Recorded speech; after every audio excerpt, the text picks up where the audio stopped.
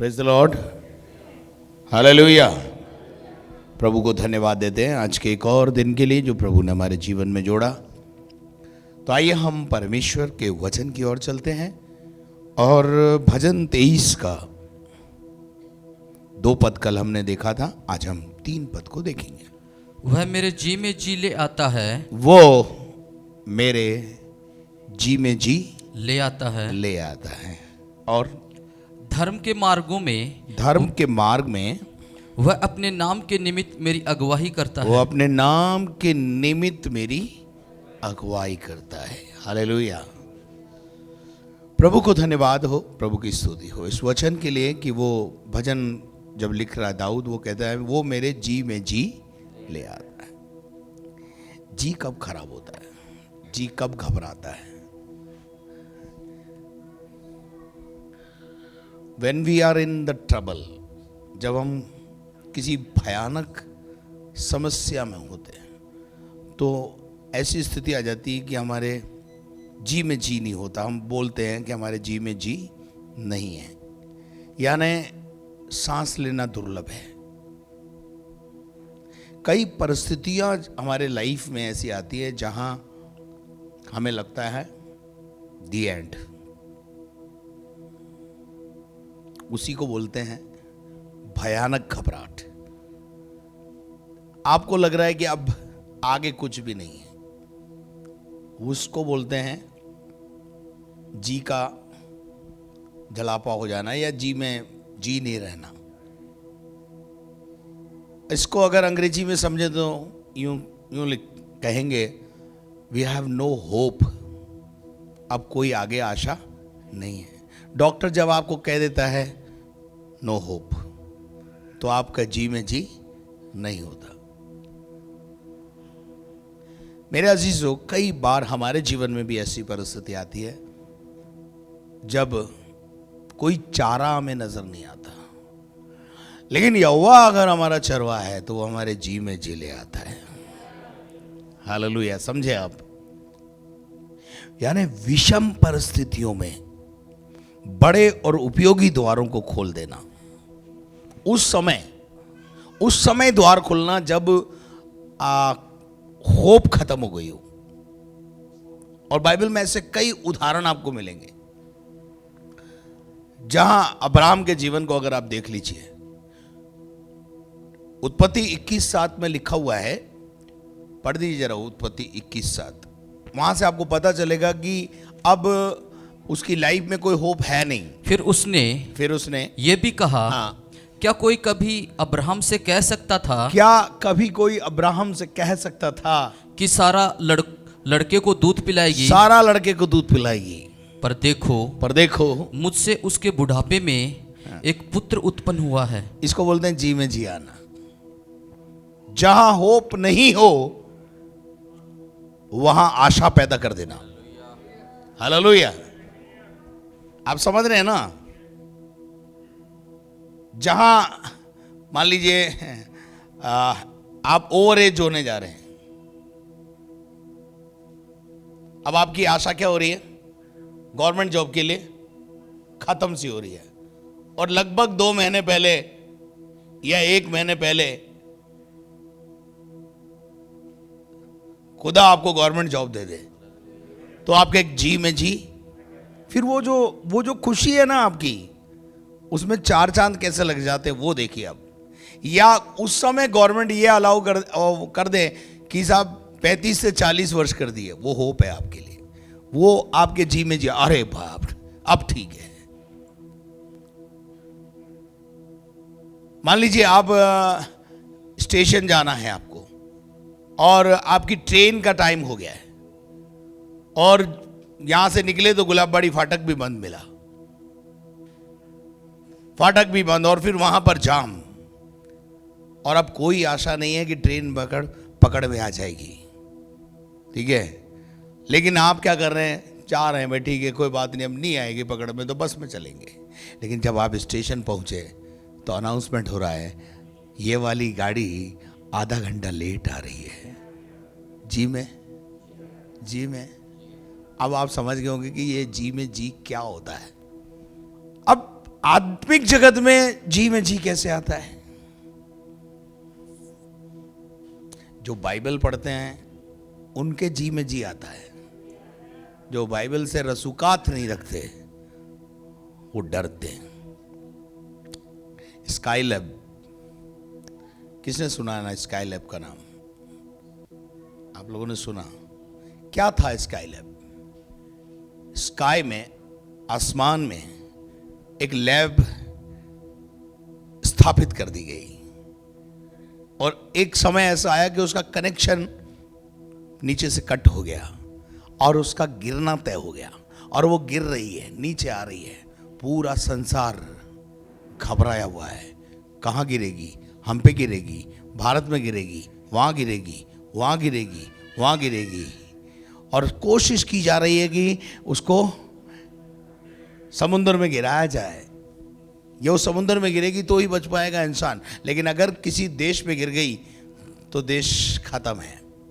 और उस समय जब मुझे अच्छी तरह याद है, जब स्काई लैब का समय, नीचे गिरने का समय था, लोगों में ट्रेन में बातचीत, कहाँ गिरेगा? बस में जाओ, कहाँ गिरेगा? 4 लोग खड़े, क्या होगा? ये इसके अलावा कोई बातचीत का विषय ही नहीं था उस समय और सब घबराए हुए थे। ठीक है। और एक रात वो स्काई लैब समुद्र में गिर गया, सबके जी में जी आ गया।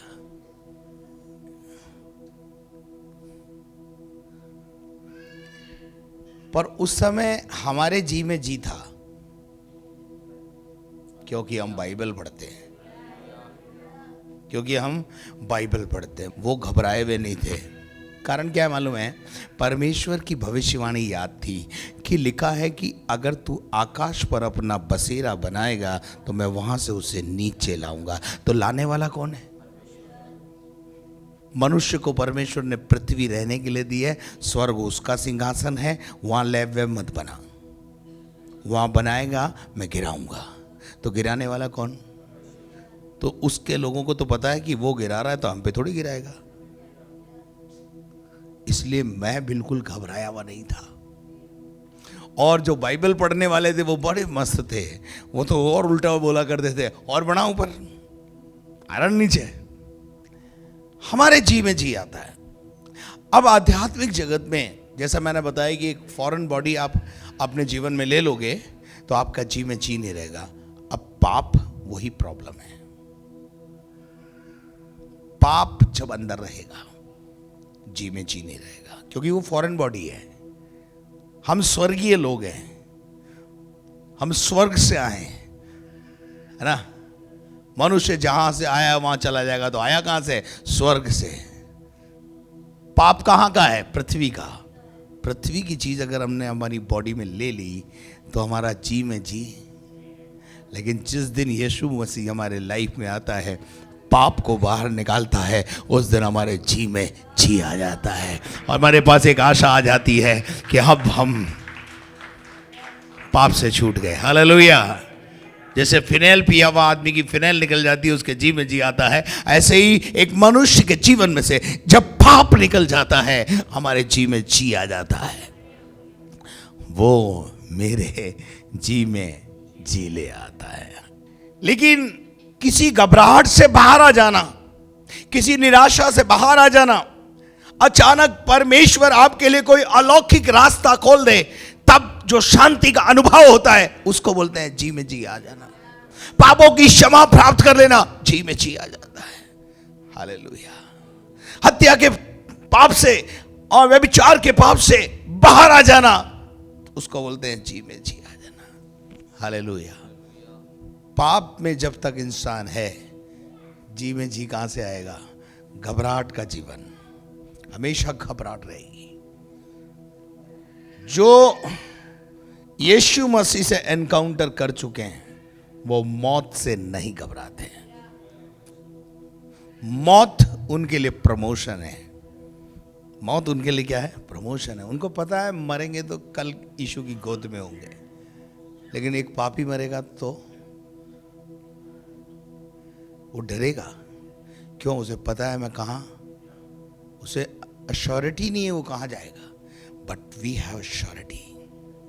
हमारे पास एक विश्वास है, हमारे पास एक श्योरिटी है, हमारे पास ईमान है, हमारे पास विश्वास है कि हम आज मरे तो कल स्वर्ग में होंगे।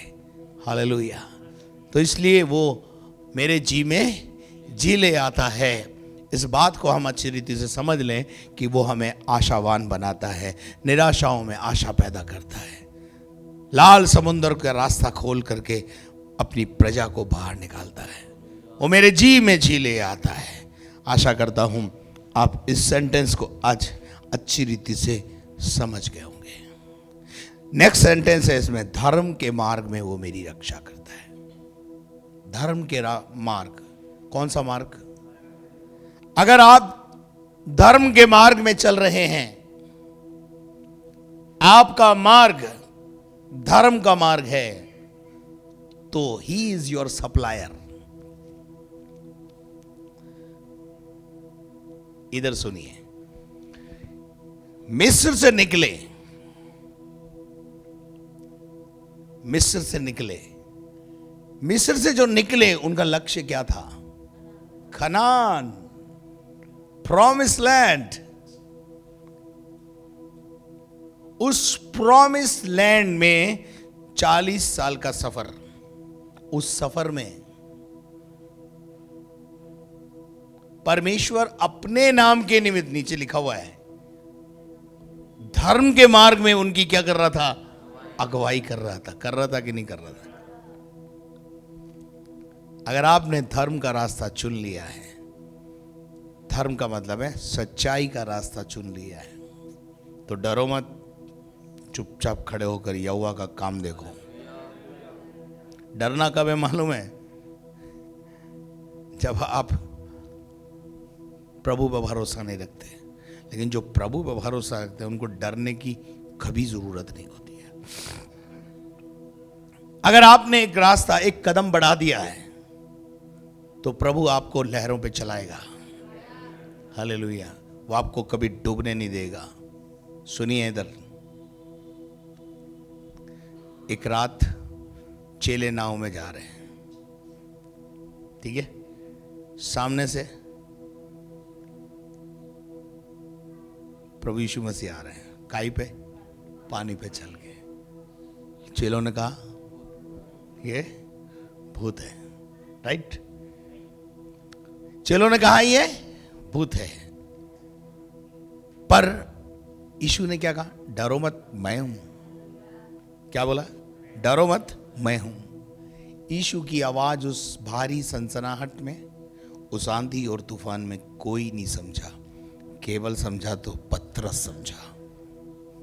पतरस ने कहा आप गुरु हैं, और यदि आप गुरु हैं तो जो आप कर रहे हो ना, वो मैं भी करना चाहता हूं। हालेलुया। जिस मार्ग से आप आ रहे हो, कौन सा मार्ग है? पानी का। पानी के ऊपर चलना, पानी को अपना मार्ग बना लेना, उस पानी के ऊपर चलना मैं भी चाहता हूं। और प्रभु ने उससे क्या कहा? उसने कहा तू मेरी बराबरी करेगा, ऐसा कहा? हाँ? उसने कहा आ, और जैसे ही उसने आ सुनी, उस आवाज को पहचान गया था। आपका प्रॉब्लम क्या है ना, आप अपने सच्चे गुरु की आवाज ही नहीं पहचानते। जिसने कहा आ, धर्म के मार्ग में मैं तेरा रक्षक हूं, इस रास्ते पे तू चल, देख मैं तुझे संभालता हूं कि नहीं संभालता हूं। दुनिया की कोई आंधी, दुनिया का कोई तूफान तुझे डुबा नहीं पाएगा। हालेलुया। ऐसा नहीं है कोशिश नहीं करेगा, कोशिश करेगा, लेकिन उसकी कोशिशें नाकाम होंगी। नाकाम समझते हैं आप? निष्फल होंगी, कभी वो हम पर प्रबल नहीं हो पाएगा। क्यों? धर्म के मार्ग में वो हमारी अगुवाई करता है। हालेलुया। लेकिन जो डर गया उसका कोई इलाज नहीं है। पतरस ने विश्वास से एक कदम बढ़ा दिया। अब 11 चेले क्या कर रहे हैं? 11 चेले बोल रहे हैं पतरस पागल हो गया है, डूब जाएगा, पानी पे कोई नहीं चल सकता। ये सच्चाई है, पानी पे कोई नहीं चल सकता, पानी पे कोई नहीं चल सकता, ये एक सच्चाई है। चेले क्या बोल रहे हैं? मत जा, पकड़ के टांग खींच रहे हैं। पर पतरस ने क्या कहा? छोड़ो मेरी टांग। क्या आपने कभी लोगों को बोला छोड़ो मुझे, मुझे यीशु के पीछे जाना है, क्योंकि वो मुझे बुलाता है? क्या आपने कभी ऐसा कहा? आपने कुछ छोड़ा नहीं, छोड़ना कुछ चाहते नहीं, पानी पे चलना चाहते हैं। पतरस तैयार है, 11 चेलों का साथ छोड़ने को तैयार है, पर गुरु उसके लिए महत्वपूर्ण है। आपके लिए गुरु महत्वपूर्ण नहीं है, ना गुरु की आज्ञा महत्वपूर्ण है। जिस दिन आप इस महत्वता को समझेंगे कि जो बुला रहा है वो गुरु है, आपसे प्रभु अद्भुत अद्भुत काम कराएगा। हालेलुया। और पतरस ने कहा मुझे छोड़ो, आई वॉन्ट टू गो, मैं जाना चाहता हूं। और पतरस ने दूसरा पांव भी क्या कर दिया? छुड़ाकर। इतना आसान नहीं था दूसरा पांव रखना। जिस क्षण पतरस ने दूसरा पांव छुड़ाया, पानी पे चलने लगा। धर्म के मार्ग में वो यीशु मसीह उनकी क्या कर रहा है? अगुवाई कर रहा है। आपको समझ में आ रहा है कि नहीं? हालेलुया। अब पानी पे चल रहा है कौन? पतरस। पतरस पानी पे चल रहा है। आश्चर्य कर्म हो रहा है। लोग दांतों तले उंगली दबा रहे, बोले ये क्या हो रहा है? शायद पतरस को उन्होंने भी आवाज दी होगी, पतरस अब क्या कह रहे हैं? कीप इट अप, चलते रहो। और पतरस ने भी क्या करा? कभी कभी हमारा दशा भी यही होती है। हम यीशु को जब तक ताकता रहा, पानी पे चलता रहा। जब नजर हटी, दुर्घटना घटी। और पानी पे यीशु से नजर हटी और लहरों को देखा, पानी को देखा, चेलों को देखा, संसार को देखा, क्या हुआ? डूबने लगा। पर जैसे ही डूबने लगा, उसके मुंह से फिर एक आवाज निकली, यीशु। और यीशु का हाथ उसके पास आ गया। हालेलुया। और जैसे यीशु का हाथ आया, डूबते पतरस को यीशु मसीह ने उबार दिया। वो आपको डूबने थोड़ी देगा। धर्म के मार्ग में वो आपकी अगुवाई करेगा। आपका कदम, आपने प्रॉब्लम क्या है? आपकी अगुवाई क्यों नहीं करी उसने? आपने दूसरा कदम नहीं बढ़ाया। अगर आपने दूसरा कदम बढ़ाया होता, उसका धर्म में दाहिना हाथ आपको तिरा देता। हालेलुया। और डूबते पतरस को यीशु मसीह ने क्या करा? पानी ऊपर ले आया, वापस ऊपर लाया। वो कभी नहीं डूबने देगा अपने नाम के निमित्त पर, अपने मार्ग पर चलने वाले लोगों को। और फिर हाथ पकड़कर उसी पानी पर, उसी लहरों पर चलना सिखा दिया। हालेलुया। क्या आप मेरे साथ हैं? धर्म के जिस मार्ग पर आप चल पड़े हो, उस मार्ग पर आपकी अगुवाई करने के लिए परमेश्वर का पुत्र यीशु मसीह है। वो आपको डूबने नहीं देगा, वो आपको निराशा में नहीं जाने देगा। आपकी निराशा में आशा पैदा करेगा।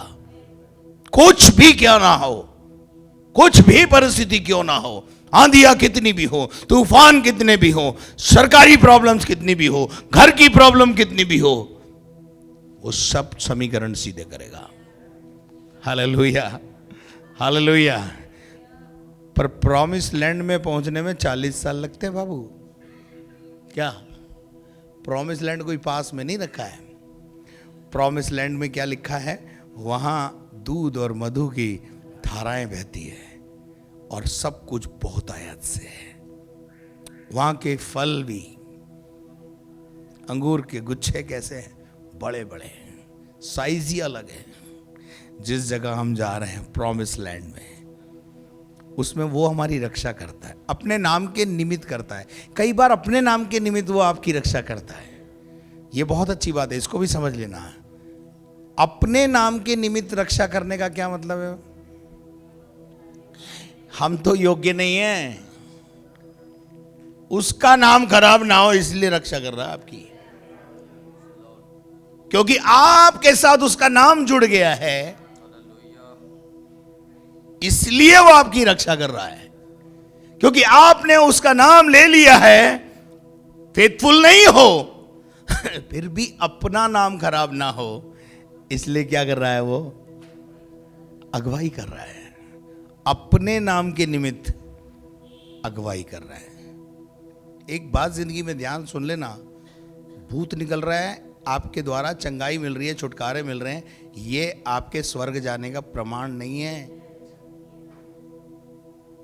यीशु मसीह ने उस दिन कहा, मैं तुमसे खुल के कह दूंगा, मत्ती 7 में, मैं तुम्हें जानता नहीं हूं। अरे बोले प्रभु, हमने तेरे नाम से दुष्ट आत्माएं निकाली, हमने तेरे नाम से बीमारों पर हाथ रखे, बीमार चंगे हो रहे थे। बोले मेरे नाम की वजह से हो रहे थे ना, वो तो मेरे नाम के निमित्त कर रहा था मैं, क्योंकि तू मेरा नाम ले रहा था। अगर मेरा नाम, तूने मेरा नाम डाला, और अगर मेरा नाम नहीं डाला होता तो मैं चमत्कार नहीं करता, लेकिन चमत्कार मैंने मेरे नाम को बचाए रखने के लिए, मेरे नाम को महिमा देने के लिए किया। तूने क्या किया? तूने तो कुकर्म में अपना समय बिताया, बुराई खेलता है, बुराइयों में लगा हुआ है। ये स्वर्ग जाने का टिकट नहीं है। कई काम प्रभु अपने नाम के निमित्त करता है, क्योंकि हमारा नाम, उसका नाम हमारे साथ क्या हो जाता है, जुड़ जाता है।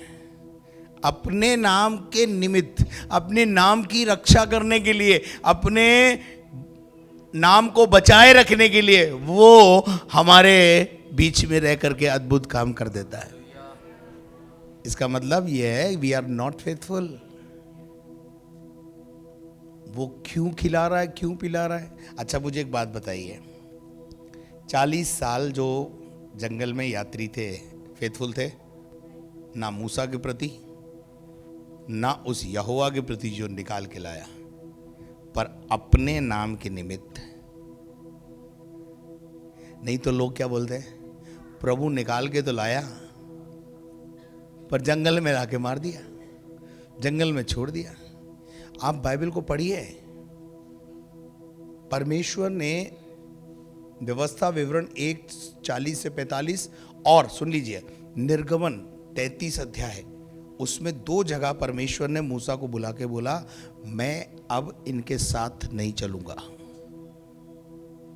लेकिन इनको छोड़ूंगा नहीं। क्या बोला? इनको छोड़ूंगा नहीं, कनान तो मैं इनको पहुंचाऊंगा, क्योंकि मेरा नाम जुड़ा हुआ है। यहोवा कैसे जाने की सारी धरती? नहीं तो आज मुझे एक बात बताइए, परमेश्वर अगर उन्हें जंगल में छोड़कर चला जाता, यहोवा पर कोई भरोसा करता? बोलिए, बोलिए ना, है?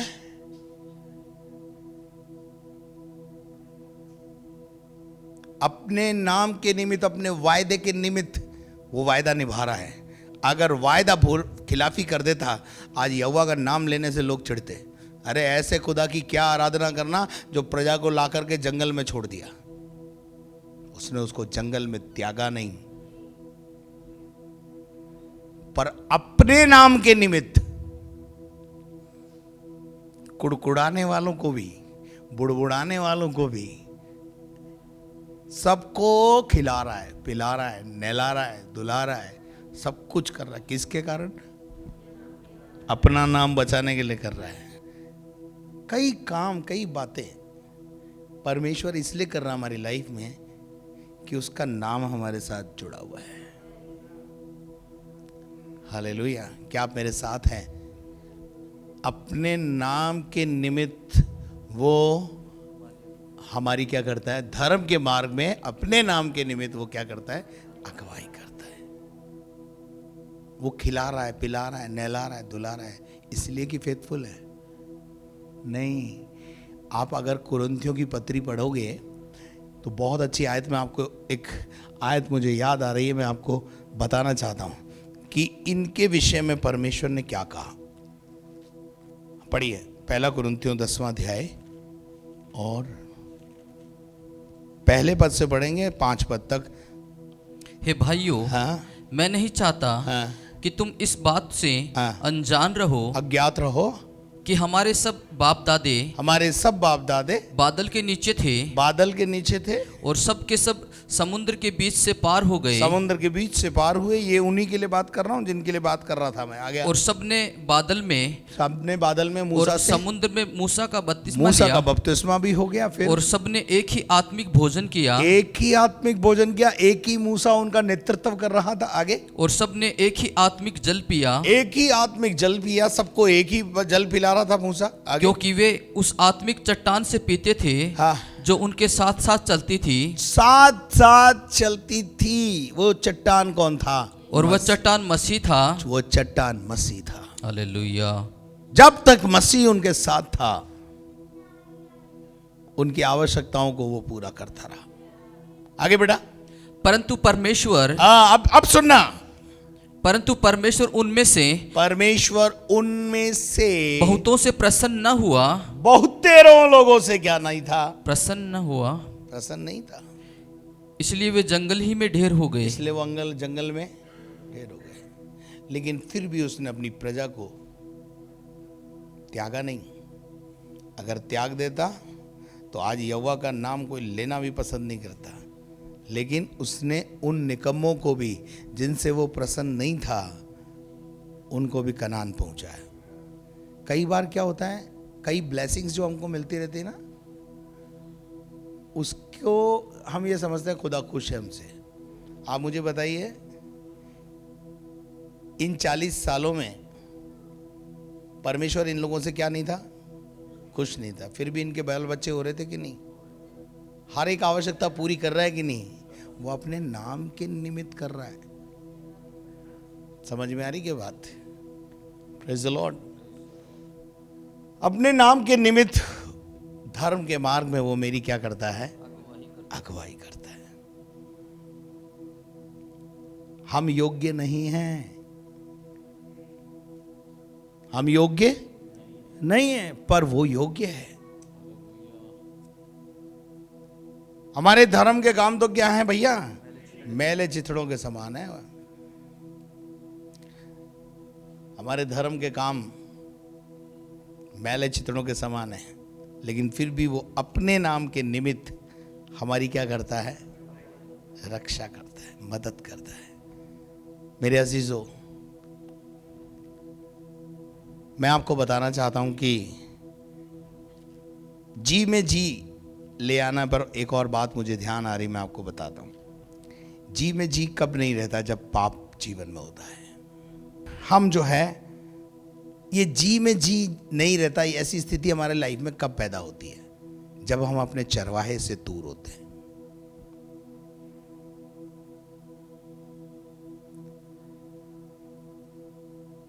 जब तक आप अपने चरवाहे के पास हो, कोई वस्तु की घटी आपको नहीं होगी।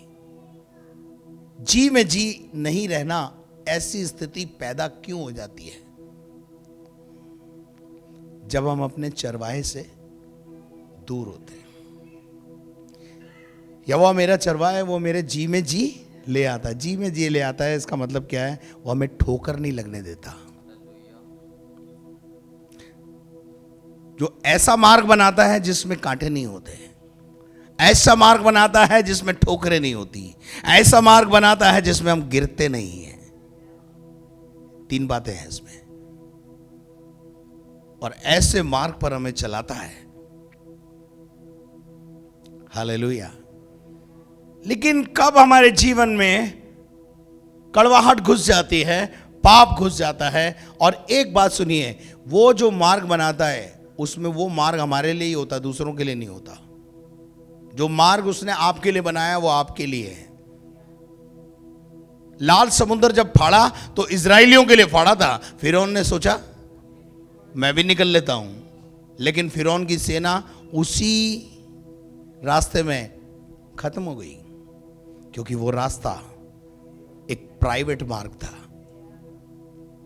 एक प्राइवेट मार्ग था। वो किसी विशेष समूह के लिए, समाज के लिए, किसी विशेष लोगों के लिए तैयार किया गया।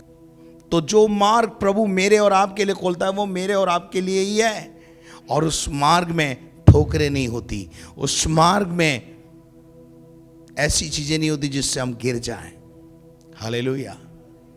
वो ऐसा स्मूथ मार्ग हमारे लिए बनाता है, हालेलुया, जिसमें हमारे जीवन में जी रहता है। कड़वाहट हमारे जीवन में कब आ जाती है? जब हम अपने चरवाहे से दूर होते हैं। जब तक आप अपने चरवाहे से लिपटे हुए हो, जब तक आप अपने चरवाहे के निकट हो, कोई दुनिया की ताकत, मैं मेरे लिए नहीं बोल रहा हूं, यहोवा मेरा चरवाहा, उसकी बात कर रहा हूं, जब तक वो आपका चरवाहा है तब तक दुनिया की कोई ताकत आपको गिरा नहीं पाएगी, क्योंकि वो आपको मार्ग में लेके जा रहा है, वो आपकी अगुवाई कर रहा है वो। लेकिन अगर आप उससे दूर गए तो गया काम से। लूका के 15वें अध्याय में एक छोटा लड़का है जिसने प्रेजेंस ऑफ गॉड छोड़ी। पिता का घर छोड़ने का क्या मतलब है? Presence of God. He leave the presence of God.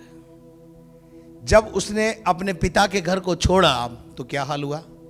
उड़ाऊ पुत्र की कहानी सबको याद है। भरा पूरा गया था, छूचा हो गया। इतने में भी चैन नहीं आया है, सर मुंडाए ओले पड़ गए। एक तो पैसा खत्म हो गया और फिर अकाल आ गया, कोई नौकरी नहीं मिल रही। ये सारी परिस्थितियां क्यों बनी? उड़ाऊ पुत्र की कहानी में ये सारी परिस्थितियां उस छोटे लड़के के साथ क्यों बनी? बड़े लड़के के साथ ऐसा क्यों नहीं हुआ? दो बेटे हैं ना, एक बेटे ने पिता का घर यरूशलेम, प्रेजेंस ऑफ गॉड, अगर आप आत्मिक जन है तो समझ लीजिए, परमेश्वर की उपस्थिति छोड़ोगे मरोगे।